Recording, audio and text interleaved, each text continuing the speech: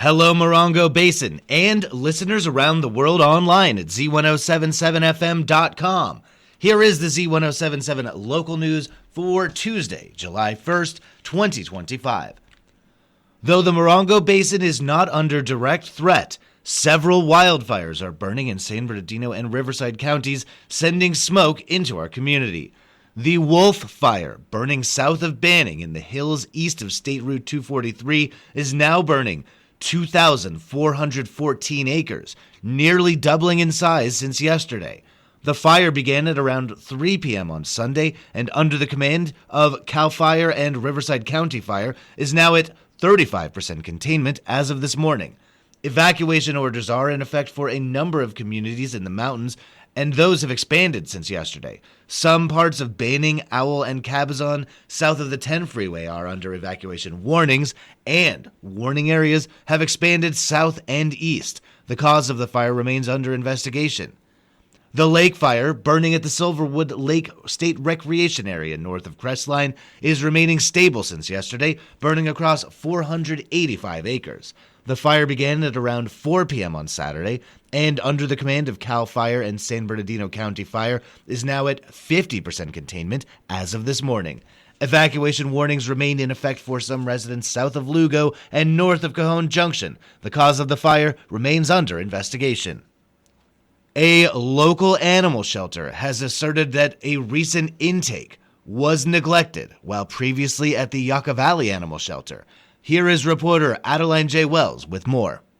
The Joshua Tree No-Kill Shelter has asserted that a dog recently transferred to their care was neglected while at the Yucca Valley Animal Shelter. On Thursday, June 26th, Wendy Jordan, the executive director of the No-Kill Shelter, received an email from Yucca Valley regarding the 8 dogs on their urgent list at risk of euthanasia. Contact was required that day to hold a dog, and all transfers had to be made by Saturday, June 28th. Jordan, whose shelter was at capacity, agreed to take impound 032525 S6, described as a Shih Tzu mix adult male who was, quote, very matted, very fearful, bites, scared of people and dogs, end quote. The dog's previous owner had surrendered him to the shelter on March 25th, and shelter staff assessed that he had likely suffered abuse. Jordan picked up the dog from the Yucca Valley Animal Shelter on Friday, June 27th, and noted that he was in poor shape upon her arrival. He was already heavily matted, terrified, very downtrodden, and depressed. Did have bile in his hair, and then the staff member told me when she was getting him into the carrier, he had walked through some fresh feces and had that on him too. Jordan named the dog Howdy, and grooming revealed him to be a Maltese. Howdy continued to vomit but did not eat, drink, or urinate for 8 hours following the transfer. After he collapsed while trying to walk outside, Jordan brought the dog to the Veterinary Emergency Group for Pets in Palm Desert. An ultrasound and failed urinary catheter revealed that Howdy had a urinary blockage due to an abundance of bladder and urethra stones and free fluid in his abdomen due to inflammation. Jordan, who worked as a registered veterinary technician for nearly 20 years before becoming executive director of the No-Kill Shelter last December, explained that stones are relatively common in small dogs. However, blood work revealed that Howdy also had high kidney and potassium values. Those blood work levels, paired with the severity of the blockage, led the veterinarian to assess that his urinary blockage occurred at least a couple of days before the shelter transfer and, if left untreated, would have been fatal.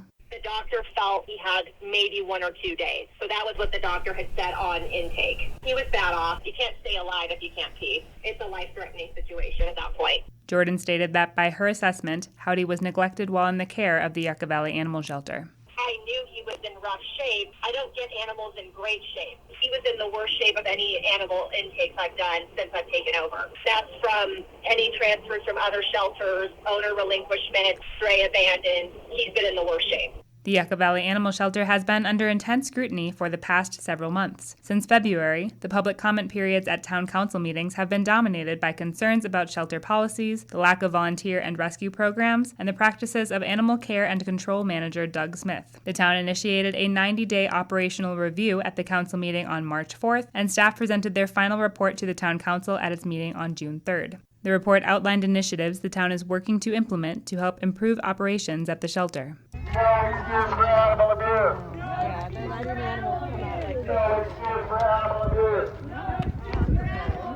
Pay the bill. Yesterday morning, approximately 50 community members gathered at the intersection of Dumosa Avenue and 29 Palms Highway to protest the actions of the Yucca Valley Animal Shelter. Participants carried signs that condemned the town and shelter manager Doug Smith, and many featured images of Howdy, who appeared to be the new face of the ongoing movement for transparency and change at the shelter. Allie Irwin was one of the many organizers of the protest and shared that Howdy's story may be a turning point. Yucca Valley Animal Shelter, for the 4 months of this dog's stay, neglected him, therefore abused him. What's different is that the rescue took videos of every step of the way, and now the public can see, and now we have proof of the negligence and cruelty. Also, this took place during the 90-day assessment and wasn't flagged. Participants walked to Town Hall following the protest, where Irwin presented town staff with Howdy's current veterinary bill detailing treatments of over $8,000, with the request that the Yucca Valley Animal Shelter cover his medical bill. As of Monday evening, Howdy has been released from emergency care and is awaiting surgery to remove the bladder and urethra stones at the VCA Yucca Valley Animal Hospital. Z107.7 contacted the town of Yucca Valley for comment concerning Howdy's care. They responded that the matter was being taken seriously and is under active investigation, after which the town will share an update with the community. Reporting for Z107.7, this is Adeline J. Wells. Recently, Keith Gardner, the 29 Palms Community Development Director, was on the Up Close show with Gary Daigneault, where they discussed zoning in 29 Palms. Annalise Kuiper joins us with a recap of that conversation.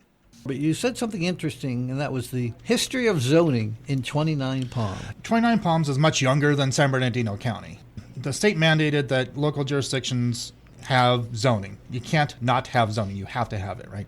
So the county vacates and the city takes over, but the county kind of leaves the city holding a bag of fish. So what we did when we incorporated, we inherited all the county's rules and all the county's zoning.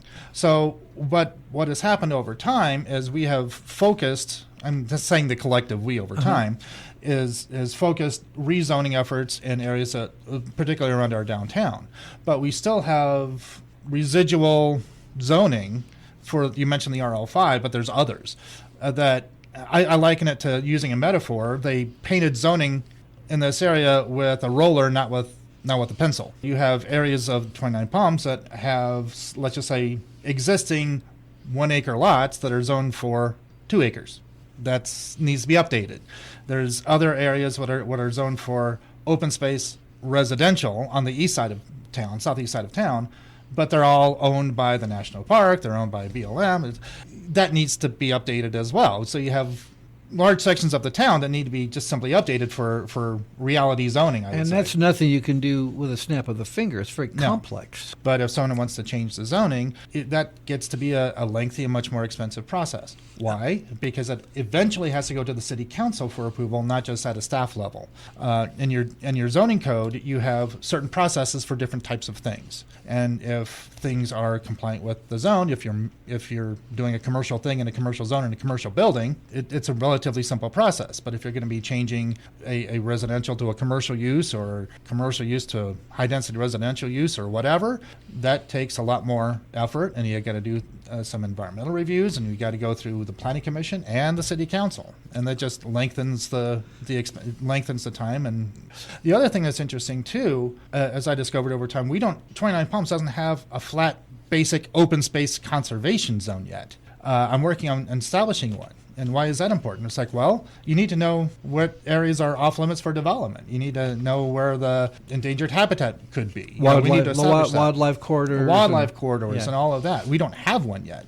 Less than a week later, the Planning Commission voted on preliminary approval of the rezoning of 152 acres of land for the Ovland project, 110 of which would be rezoned open space conservation. The matter will now be forwarded to the 29 Palms City Council. Reporting for Z107.7 News, I'm Annalise Kuiper. That's our local news. Hear local news 7 times a day, 7 days a week at 7, 8, 9, noon, 4, 5, and 6. If you hear about news happening, let us know. Email us at tips@z1077fm.com. Reporting for the Morongo Basin News Leader, the award-winning Z107.7 Local News, I'm News Director Jeff Harmatz.